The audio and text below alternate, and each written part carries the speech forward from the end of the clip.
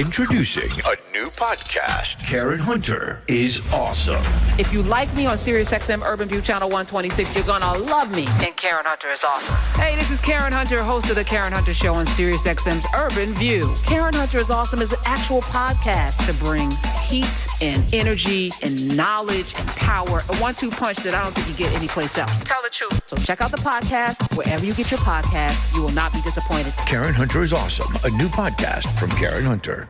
While we were on break, apparently they were calling it a civil MAGA war among the Elon Musk, Vivek Ramaswamy crowd versus the MAGA knuckle draggers, because apparently they all thought they were in the same tent until the issue of immigration for people with H-1B visas came up. And oh man, I sat there and ate popcorn. I did not get involved. Because my mantra this year is I am not getting involved. I am going to be unbothered with things that don't empower us. If it doesn't move the needle for us, I am not engaging in a way that is not going to be on loop. But this was fascinating to watch. Did y'all watch the back and forth? And then Laura Loomer, the woman who I don't even know how to describe her. I don't even know. Because I have thoughts. I have thoughts about this person in terms of her insertion. I'm using that word on purpose. Insertion into the camp of Donald Trump, or maybe he was inserting. Anyway, there was something going on. But she and Musk got into a fight where he took away her blue check on Twitter, and then she called him out, and then entered Steve Bannon. And I said, oh, this is about to be a thing that could benefit us if we watch it happen, mind our business, drink our water, build the things we need to build, let them do that, let it happen. Don't get involved. Don't go on and I told you so. Don't go on out there. Because as long as they're doing that, we can get some stuff done. And maybe they'll take care of each other. Maybe it'll all go. They'll spend 4 years fighting. And then we can actually because again, I am committed to making sure that we do not leave this period. And it's a short period. Again, whether we're talking about 4 years with this guy, 2 years is the midterms, but we're in a particular period of time that will not last forever. It can't. But when it's over, and I said this during summer George Floyd, you have to have something to show for it, or to at least connect the dots so that there's some foundation, some cornerstones built. And if we don't come out of this better educated, better funded for the things we need to get done, with some institutions, with a game plan, even if we look at education, we're going to talk about Jimmy Carter later. He brought back the Department of Education. It was under his leadership because he felt that we needed to have, some foundational standards around what education should look like. Now, it didn't, under his leadership, tell us what to teach children, but we're in an anti-education society right now. People aren't even reading. People at Harvard said they haven't read a book. This is a problem. This is when society's about to collapse, when there's an anti-intellectual, it's anti-anybody that knows stuff. I watched Fauci, and y'all can say what you want about Dr. Fauci, but during a pandemic, this man has experience. We're going to listen to somebody telling people to take bleach over a person that has spent their entire careers fighting disease? Like, make it make sense. But here we are, and we're here again. We're back here again. So hopefully we'll do something different, because we want a different result, right? We want to leave this space better than we found it. And we have an opportunity while these folk are fighting. But I was driving around listening to Larry, and this is going to be my entree into this. Instead of playing clips from other people, damn it, we got the best people on the air, period. I don't know too many. I don't know another radio, any outlet that has these powerhouses on it.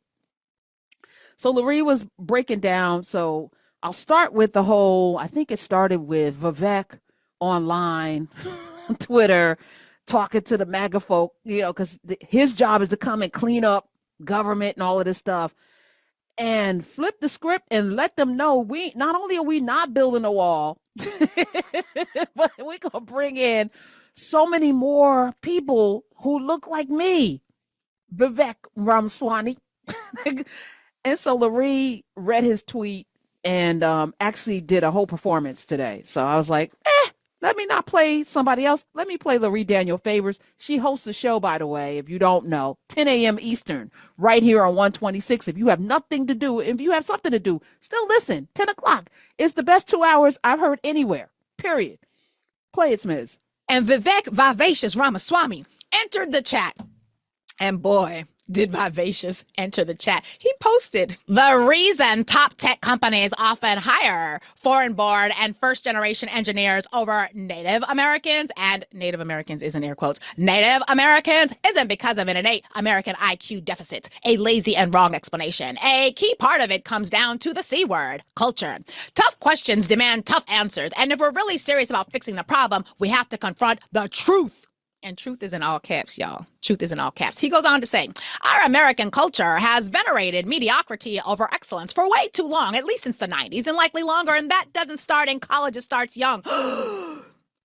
Now, wait a minute, Vivacious. Am I to understand from your words that you are suggesting that Americans are willfully stupid? Sorry. Vivacious continued. A culture that celebrates the prom queen over the math Olympiad champ or the jock over the valedictorian will not produce the best engineers. A culture that venerates Corey from Boy Meets World on Zach and Slater over Screech in Saved by the Bell. Even though I feel like, didn't Zach get a higher SAT score than Screech? I don't know, whatever. Or Stefan over Steve Urkel and Family Matters will not produce the best engineers. He goes on to say, I know multiple sets of immigrant parents in the 90s who actively limited how much their kids could watch those TV shows precisely because they promoted mediocrity, and their kids went on to become wildly successful STEM graduates. Oh my God. Oh my God. He goes on to say, most normal American parents look skeptically at those kinds of parents, meaning white parents look at immigrant parents skeptically. As if to say, what's all that learning y'all doing over there in them brown households, eating all that rice with them chopsticks, learning things? Who do you think you are? He says, more normal American kids view those kinds of kids with scorn. Meaning not only, it ain't just the parents who's stupid, your kids are stupid. And your kids look at smart kids who doing smart things stupidly. He says, now close your eyes and visualize which families you knew in the 90s or even now who raised their kids according to one model versus the other. Be brutally honest. Normalcy doesn't cut it in a hyper-competitive global market for technical talent. And if we pretend like it does, we'll have our asses handed to us by China. China has entered the chat. Another example of smarter people who are not white. He says this can be our Sputnik moment. So he sees possibility here. He sees possibility for the dumb Americans. This can be our Sputnik moment. We're awakening from slumber before, and we can do it again. Trump's election hopefully marks the beginning of a new golden era in America, but only if our culture, that's whiteness, fully wakes up. A culture that once again prioritizes achievement over normalcy. Vivek, that ain't never been the case. Excellence over mediocrity, nerdiness over conformity, hard work over laziness. He called the whites lazy. He says that's the work we have cut out for us rather than wallowing in victimhood. Rather than wallowing in victimhood and just wishing or legislating alternative hiring practices into existence, I'm confident we can do it, says Vivacious Vivek Ramaswamy. Yes, this is why we will be minding our business and drinking our water and educating our children and building our businesses and focusing on building institutions and cleaning up some of the mess that's in music. Yes, we're going to be intentional. We're going to have high standards for the things that we want to get done. We are going to mind our business and let them play this out because we've been talking about this. You know, I was unbothered by the reversal of affirmative action, even though I am a firm believer that it was necessary, because I also knew the greatest beneficiaries of affirmative action were white women, not Black people. We weren't benefiting from it. And the large influx of young people, of children going to HBCUs and flooding the market tells me a lot of everything that is happening right now. Some of this is good. So I'm looking at this. Yes, we have an anti-intellectual movement, and these folk elected a knuckle-dragging, 34-time convicted felon, pussy-grabbing, sexual offender convicted in a court, and a judge during the holiday said, no, you will not be appealing this. You did this. You're going to pay this woman, E.G. Carroll, her money. I don't care that you're president. They elected him because they want to, keep the brown people out. The people who are taking their jobs. Nobody was taking your jobs. And more brown people are coming in to take jobs that they don't believe you can even do. Vivek said, I don't even think you're not capable. You don't have the culture. So this H-1B visa is going to be a big deal. And it's funny. Now it's time for some people to build their own tech companies with the tech folk that are coming out of North Carolina, Central, and NC State, NC Central, or both of them, Howard, Morehouse, Hampton. Come on, tech people, build the companies that we need. What do we need? Let's build it.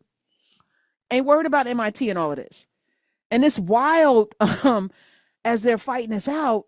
People are like, wait a minute. So Laura Loomer entered the conversation and got into it because Elon Musk agreed with Ramaswamy's tweet. And then Elon tweeted, and I'm not doing the voices, Lurie, you got that. I'm not even going to try. I'm not even getting involved. You got this on lock, ma'am. Thank you. But Elon tweeted, the reason I'm in America, along with so many critical people who built SpaceX, Tesla, and hundreds of other companies that made America strong. Do you see what is happening here? He said it's because of the H-1B visa. Take a big step back and F-U-C-K yourself in the face. He tweeted that. Told people to F themselves in the face. Who does that, by the way? Is that something y'all do? All right, I'm gonna mind my business. I'm drink my water. I don't know even what that is, but apparently people be doing that. He said, I will not go to war on this issue. He said, I will go to war. This is the richest man in the world declaring war on MAGA. He said, I will go to war on this issue, the likes of which you cannot possibly comprehend. Now, actually, he did not come into this country on an H-1B visa. He's a liar. As well as being the richest man in the world, he came in illegally. He scammed his way in on a student F-1 visa that he never used, and then he violated the terms of that visa. He's doing whatever the hell he wants, apparently, and he can, and no one's checking him. Because who's going to check him, boo? He's the richest man in the world. Apparently no one. Sitting there doing the Trump YMCA dance last night, New Year's Eve, with his stand-up frog physique. Oh, my God. Yes. He didn't name Tesla. He even said, we named Tesla after Nikola Tesla. You didn't even start Tesla. That wasn't your company. You bought it. It was named in 2003 by Martin Eberhard and Mark Tarpenning. Those are the people that founded Tesla. You didn't even do that. So the fact that somebody's blowing up a Tesla in front of Trump, something's going on. People not happy. People who voted for Trump with red hats out there with I'm a vote for the felon with his mugshot on there, with buying the gold cheap ass sneakers for $300, showing up to the rallies and being stranded. They're now having buyer's remorse, but we're going to mind our business and drink our water because we got work to do. This ain't our business. Let them resolve it. Let them figure it out. We're going to resolve to do something different, and I'm happy about that. I couldn't even predict it. They didn't even take office yet. And this is interesting. But what made it even more interesting, because it's not just Vivek and Elon. Vivek, by the way, is a billionaire as well, and Vivek Ramaswamy and Elon Musk, who's on paper, because it's all paper money. All of the riches are someplace else. We don't back nothing by nothing. We back it by these bombs. I'm going to say less. But, shh, Karen, stop it. This is the very thing I was saying to myself. Shut up. Okay. Now, Steve Bannon, who is the actual architect of the MAGA movement, has entered the chat. So, Laura Loomer, she came in, started going back and forth with Ramaswamy, started going back and forth, calling out Elon, telling his business. Oh, my goodness, it was delicious. He then blocked her from having the blue check, and I think he did something else. She tried to go to Blue Sky. Blue Sky banned her. I said, shout out to Blue Sky. Blue Sky's like, no, ma'am. You cannot drag your ass over. No, go back into that well. Go back into that well. So she went to Steve Bannon, who has a very popular, second to Joe Rogan, I guess. And we gotta do something better. All right. She went on his show and bashed Elon Musk. Play the clip. And what we need to have a conversation about is what is it going to mean for the future of our country, our national security, and the incoming Trump administration if we have a bunch of technocrats who are also essentially welfare queens because their companies are receiving government subsidies and they want to take over our defense industry. If you have a bunch of tech bros with billions of dollars and direct unfettered access to the vice president and the president of the United States, and then they are also, very cordial with our adversaries, as in China and Iran. We see that Elon Musk is having these meetings off the books with Iranian officials, with Chinese officials.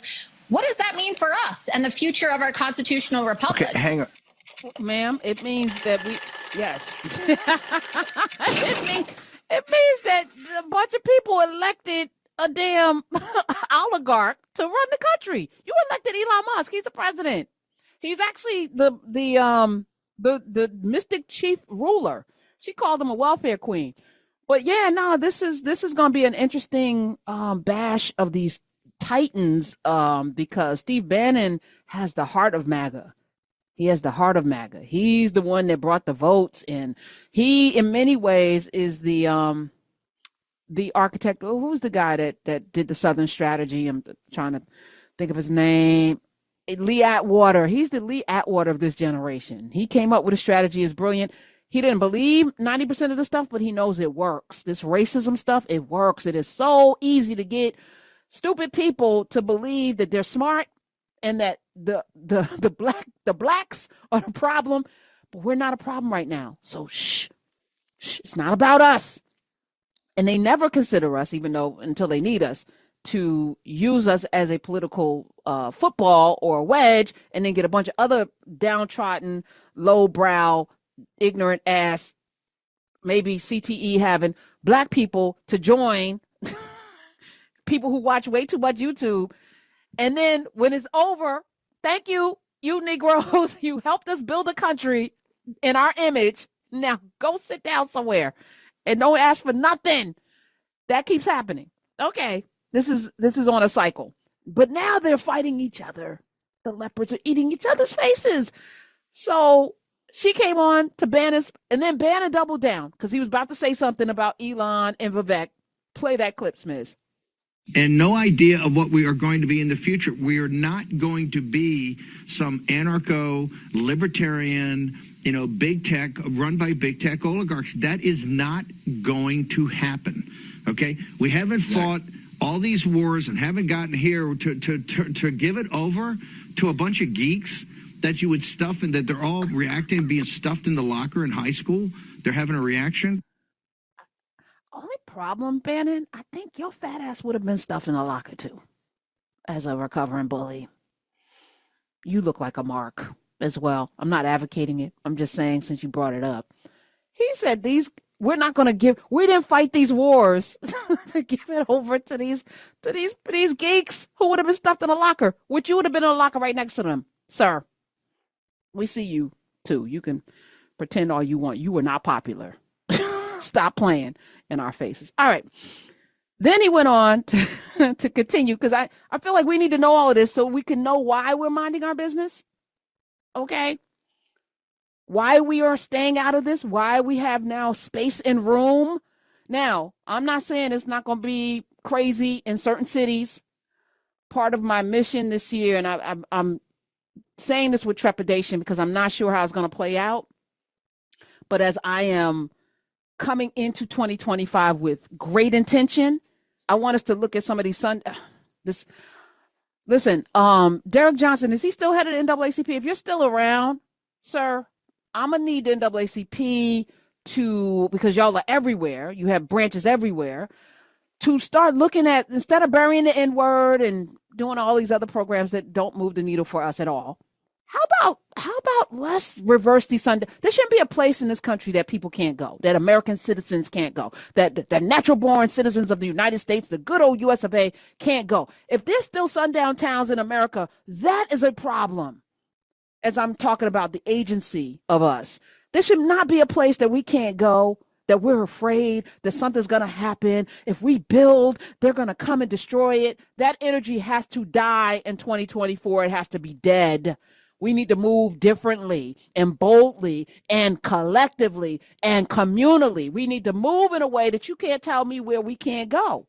We go wherever we want to go. And we go, we're going to be there when the sun is down. And when it comes, we're going to stay here till the sun come back up.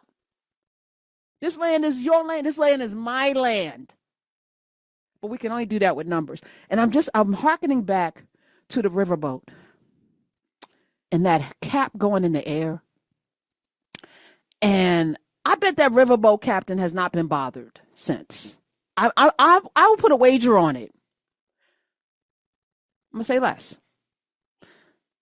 But then Steve Bannon said this, and it's wild now. Now he want to bring in black people. When he calls your name, do not answer. Steve Bannon's putting African Americans in a lot of things right now. All right, play the other clips, man. Up crony capitalism and Elon Musk. And by the way, when we cut him off, he went begging the CCP, and that's why they have the joint venture in Shanghai, the Tesla, which is 100% of his value, right? This guy lives on government contracts and taxpayer subsidies, okay? It's all, we're going to get Joe Allen in here for a second to transform it. Elon Musk, once again, brother, I'm smart enough to tell you no to your face, and I'm evil enough to be able to expose you as a running dog for the greatest enemy this nation's ever had. You're a war profiteer. You're sleeping with the enemy, brother, and you've been doing it because you're not an American nationalist. You're not even an American. All you are is a globalist, okay? A globalist. And you will go where anybody writes you a check, and you would take it from Adolf Hitler himself, because you're taking it from people that are as bad as Adolf Hitler. The murderous regime of the Chinese Communist Party, which you praised on their 100th anniversary. Wow. The pot and the kettle are calling each other black. I did not have this on my bingo card, but this is so much better than I could imagine. I was really prepared to do something different, but I am so happy to mind my business. So should you. 866-801-8255. He said, I'm smart enough, but then I'm evil enough. So he's telling you he's evil. He done told you who he is. And then said he would take a check from Hitler like you wouldn't. Like you're not a globalist. The fact that they're calling each other the thing that they are is baffling, but also it is so brilliant. But it also, to me, the hypocrisy is, it would be delicious if hypocrisy could be delicious, but it's not. It's disgusting. It's going to make our tummies hurt, and we're going to make us sick. So we're not even chomping on it. We're not going to taste it. We're going to let them eat each other's faces and eat all their hypocrisy stew, and give them, slide a knife and fork over, let's out of the picture frame, give them more, blow on the flames. We could blow on it, but we're going to stay out of it. We're going to stay out of it because this is, I don't know if this is not going to end well. I don't know. It's going to be interesting though.